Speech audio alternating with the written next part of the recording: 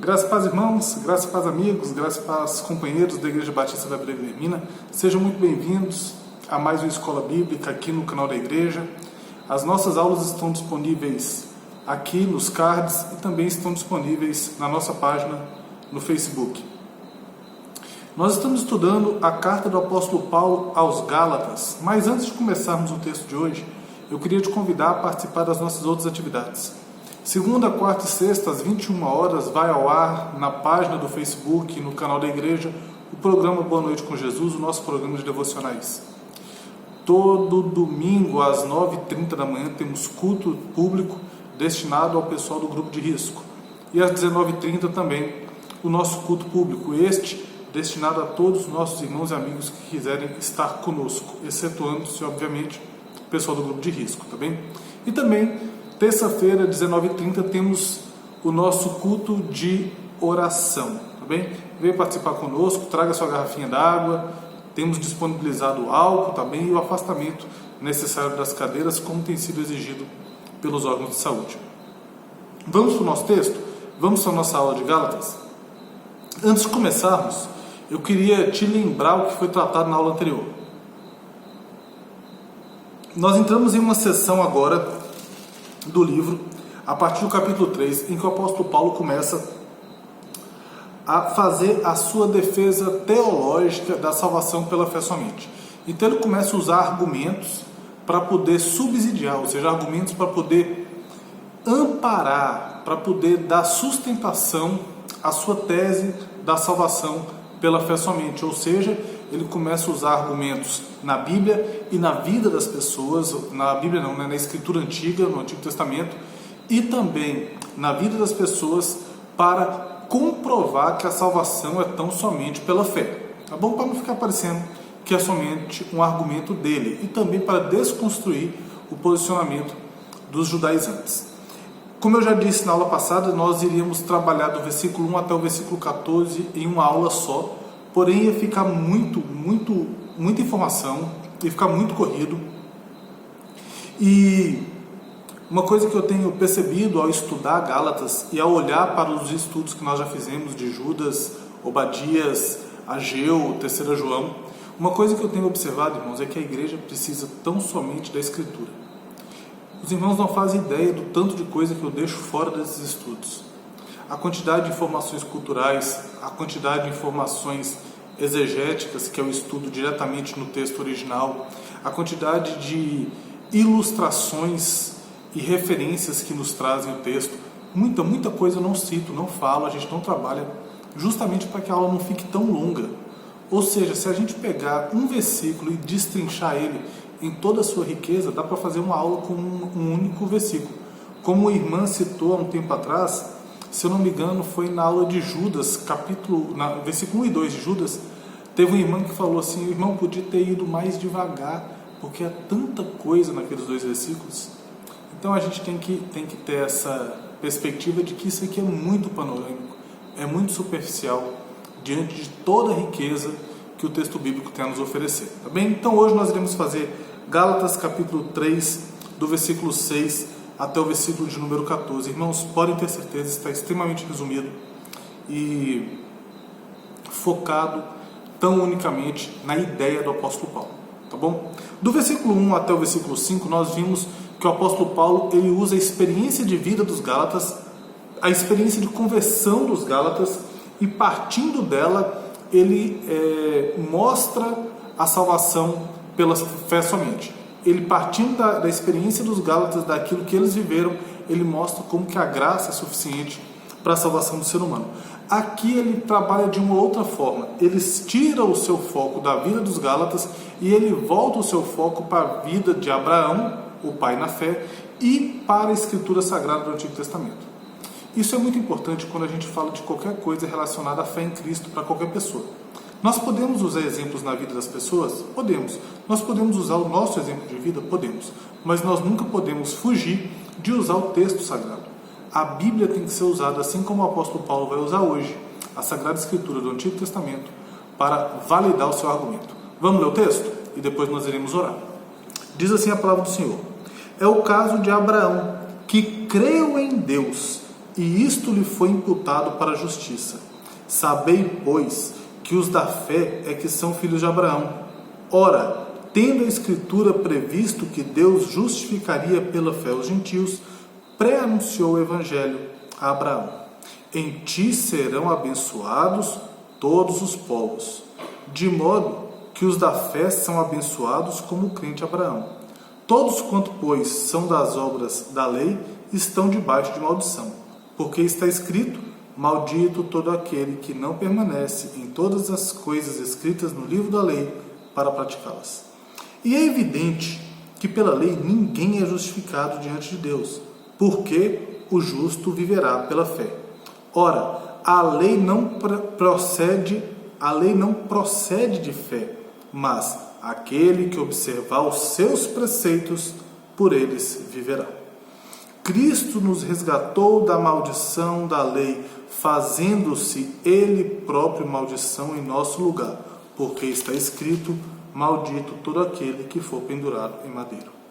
Para que a bênção de Abraão chegasse aos gentios em Jesus Cristo, a fim de que recebêssemos, pela fé, o Espírito prometido. Feche seus olhos, vamos orar. Senhor meu Deus, muito obrigado, ó Pai, mais uma vez pela Tua Santa Palavra. Que o Senhor venha, ó Pai, neste momento, através do Teu Santo Espírito, falar ao meu coração, falar ao coração dos meus irmãos e amigos que nos ouvem nessa manhã. Que nós possamos, Pai, firmar as nossas mentes, firmar os nossos corações, firmar as nossas vidas tão e unicamente na Tua graça redentora. Que possamos abrir mão dos nossos próprios esforços e que possamos sim, ser transformados pelo poder que há no Teu Santo Evangelho. Essa é a minha oração, no nome santo de Jesus. Amém e amém. Ok, irmãos. Gálatas 3, de 6 a 14, a experiência de Abraão e o testemunho da Escritura. Após Paulo mostrar a experiência dos Gálatas, ele faz o que eu acabei de falar com os irmãos antes da oração. Ele se volta para a Escritura. Ele fala: ok, vocês viveram, mas peraí, vamos ver o que a Bíblia tem a dizer sobre isso. Isso é muito importante também quando a gente escuta pessoas contando experiências espirituais delas, tá? Às vezes a pessoa chega, te conta experiências e fala: ok, legal, o que a Bíblia diz sobre a tua experiência. E antes de começar a aula, eu já quero deixar claro, irmãos, se alguém chega para você com experiência que não tem subsídio bíblico, aquela pessoa tem que descartar aquela experiência e ficar com a Bíblia. Se você viveu uma experiência que está fora do parâmetro bíblico, você tem que descartar a sua experiência e ficar tão somente com o que a Escritura diz. A Bíblia é a verdade, não o que nós vivemos e não os nossos sentimentos, não as nossas experiências, mas tão somente a palavra de Deus. O texto, no versículo 6, diz que é o caso de Abraão, que creu em Deus e isso lhe foi imputado por justiça. Antes de começarmos a pensar mais profundamente, eu já queria abrir com os irmãos Gênesis capítulo 15, versículo de número 6, tá bem? Gênesis 15, 6, diz assim: ele creu no Senhor e isso lhe foi imputado para a justiça. Ele creu. Abraão não fez nada, ele creu. E isso aqui, no contexto que o apóstolo Paulo está falando, os irmãos lembram das outras aulas dos judaizantes que falavam que tinha que circuncidar? Isso aqui, no contexto do que o apóstolo Paulo está ensinando, irmãos, é muito sério. E ele desconstrói totalmente o argumento dos judaizantes. Por quê? Os judaizantes falavam: você tem que se circuncidar para ser salvo. O apóstolo Paulo pega e joga em Abraão, que teve justiça imputada, que foi considerado justo, simplesmente por crer. E o mais legal é que o capítulo 15 de Gênesis está antes do capítulo 17. O que parece óbvio, né? Mas por que é importante isso? Porque é no capítulo 17 que é instituída a circuncisão. Portanto, a circuncisão não tem valor nenhum para a salvação. Quando o apóstolo Paulo dá esse versículo 6, ele desconstrói totalmente o argumento dos judaizantes de que a pessoa tinha que se circuncidar para ser salvo. Tá bem? O que mais a gente tem aqui no capítulo 6? No versículo 6. O versículo 6 nos traz mais uma informação. Isso lhe foi imputado para a justiça. O que é imputado, irmãos? Imputação é quando algo é nomeado à pessoa, ou algo é posto, algo é considerado a pessoa, né? Por exemplo, a gente vê isso muito com crimes, né? A culpa lhe foi imputada pelo crime, ou seja, a culpa foi colocada sobre aquela pessoa por aquele crime. Quando a gente olha aqui, o que está sendo... o fato de crer torna Abraão justo diante de Deus. Abraão crê nas promessas de Deus e isso torna justo. Por quê? Porque Abraão confia na promessa. Ele confia na promessa como vários e vários outros personagens do Antigo Testamento confiaram na promessa. Tá? Ele creu nas promessas, ele é posto como justo diante de Deus simplesmente por crer. A circuncisão vem lá na frente, a circuncisão vem depois, como um ato de obediência. Tá bom? Versículo 7. Sabeis, pois, que os da fé é que são filhos de Abraão. Aqui Paulo está apontando diretamente para João 8,39. Vamos lá. João 8,39. Diz assim a palavra do Senhor. Então lhe responderam, nosso pai é Abraão. Isso aqui são os fariseus falando com Jesus. Então lhe responderam, nosso pai é Abraão. Disse-lhes Jesus, se sois filhos de Abraão, praticai as obras de Abraão. Mais uma vez o apóstolo Paulo dá mais um chega para lá nos judaizantes. O primeiro chega para lá foi, olha, Abraão não precisou circuncidar para ser salvo. Ele foi justificado pela fé. Ele creu e isso lhe foi posto como justiça. A segunda que ele fala aqui é o seguinte, quem é filho de Abraão é quem crê, sabei, pois, que os da fé que são filhos de Abraão. E Jesus está falando o quê? Se vocês são filhos de Abraão, pratiquem as obras dele. Ou seja, se você se diz filho de Abraão, creia. Se você se diz filho de Abraão, acredite. Se você se entende como parte dessa grande comunidade espiritual que veio da semente de Abraão, que é mais numerosa que as estrelas do mar, creia. Assim como Abraão creu na promessa, isso inclui crer também no Messias que havia de vir. Abraão creu, embutido nas suas promessas, no Cristo que viria. Assim como nós cremos hoje no Cristo que já veio. Irmãos, é tão legal isso aqui, porque com 2 versículos, versículo 6 e versículo 7, o apóstolo Paulo desconstrói todo o argumento dos judaizantes. Com 2 versículos, ele desconstrói tudo. Porque ele fala, primeiro, o pai de vocês, que vocês dizem ser o pai da fé, ele foi justificado antes da circuncisão. Pum, já destruiu a necessidade da circuncisão para a salvação. E segundo, se vocês estão acreditando na circuncisão, vocês não estão acreditando como Abraão creu nas promessas. Logo, vocês creem em algo diferente do que Abraão crê. Logo, vocês não são filhos de Abraão, porque vocês não são filhos pela fé. Os irmãos entenderam a estrutura? 2 coisinhas. É crer como Abraão e crer como Abraão. É crer como Abraão, como símbolo de ser filho na fé dele, e crer como Abraão, entendendo que não há necessidade da circuncisão para a salvação de ninguém. Está em 2 versos, cai por terra a fé na circuncisão e a fé na descendência física. Você é filho de Abraão, independente de você ser judeu ou não. Você é filho de Abraão porque você crê na mesma promessa do Messias que Abraão acreditou. Tá bom? Vamos lá. Versículo 8, irmãos. Ora, tendo a Escritura previsto que Deus justificaria pela fé os gentios.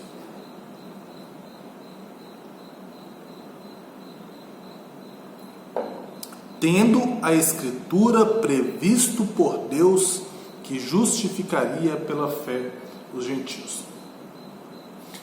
Existem algumas pessoas, existem alguns grupos que acreditam que a salvação até o final de Malaquias ela era facultada ou ela era oferecida somente para Israel. Que entende que o povo de Deus no Antigo Testamento era só para ser Israel. Israel tem as suas peculiaridades como um povo escolhido para um relacionamento específico com Deus. Tá bem? Israel tem o seu papel na história por ser dele que veio o Messias. Israel tem o seu papel na história por ter sido o povo que recebeu os oráculos de Deus. Israel tem o seu papel na história por ter sido o povo sobre o qual Deus exerceu o seu grande poder no Antigo Testamento para testemunhar diante dos outros povos que há realmente Deus em Israel. Tá bem? Israel tem essa característica, mas irmãos, o Antigo Testamento todo traz a ideia de um Deus que tinha o interesse, que sempre teve o interesse em salvar povos que não eram somente judeus. Deus tem interesse em salvar, e Deus não tem interesse em salvar somente judeus. Deus tem interesse de espalhar sobre toda a terra a sua salvação. E eu queria ler alguns textos no Antigo Testamento para que a gente pudesse ver isso. O primeiro texto está em Gênesis capítulo 1, versículos de 27 a 28. Lá no Éden, tá? Gênesis 1,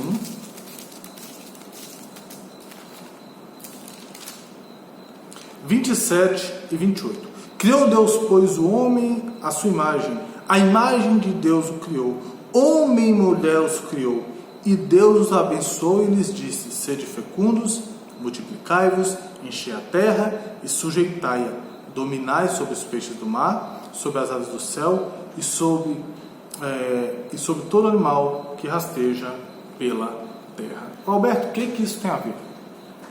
Irmãos, quando Deus cria o homem, Ele coloca o homem no jardim, Ele coloca o homem num lugar de delícias, num lugar de relacionamento profundo com Deus. Pense o jardim do Éden como um templo onde Deus se encontrava com o homem, onde Deus se encontrava com a mulher, onde Deus se encontrava com o homem, onde Deus se encontrava com a mulher, onde o homem se encontrava com a criação. Pense nesse lugar. Tá bem? Se não houvesse a entrada do pecado, Deus dá uma ordem para que se multiplicasse o homem. Então, aquela imagem de perfeição que Deus colocou no primeiro homem, ela seria multiplicada e passada para todos os povos que descenderiam do nosso ancestral primário. Ou seja, de todos os povos que viessem da semente de Adão, para todos os povos que viessem da semente de Adão, haveria aquele relacionamento perfeito do Éden. Porém, não foi o que aconteceu. Então, a primeira coisa que a gente vê, Deus tinha interesse que a imagem dele, que estava colocada no homem, fosse multiplicada para todos os povos da terra. Então, multiplique Adão, encha Adão a terra, replique a minha imagem que eu coloquei em você sobre toda a terra, para todos os povos. Outro texto, Êxodo, capítulo 9, versículo 16. Os irmãos estão olhando que eu sempre olho para cá porque eu estou com a tela aqui com os nossos versículos, tá bom? Êxodo 9:16 diz assim: mas deveras, isso aqui Deus falando com Moisés, mas deveras, para isso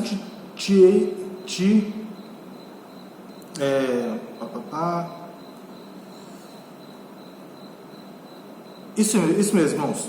Êxodo 9:16. Mas deveras, para isso te hei mantido, a fim de mostrar-te o meu poder, e para que seja o meu nome anunciado para Israel? Não, para que seja o meu nome anunciado em toda a terra. Deus tinha interesse que toda a humanidade conhecesse o seu nome. Por isso que o texto de Gálatas, capítulo 3, versículo 8, diz: ora, tendo a Escritura previsto que Deus justificaria pela fé os gentios. Adão multiplicando para todos os povos, Moisés fazendo o nome de Deus conhecido a todos os povos. E agora a gente chega a uma série de textos em Isaías, tá bem? Isaías é o profeta judeu mais gentil do Antigo Testamento, ou seja, é o profeta judeu que mais se preocupa com povos não judeus, tá? No Antigo Testamento, e que mais traz profecias relacionadas efetivamente a povos não judeus.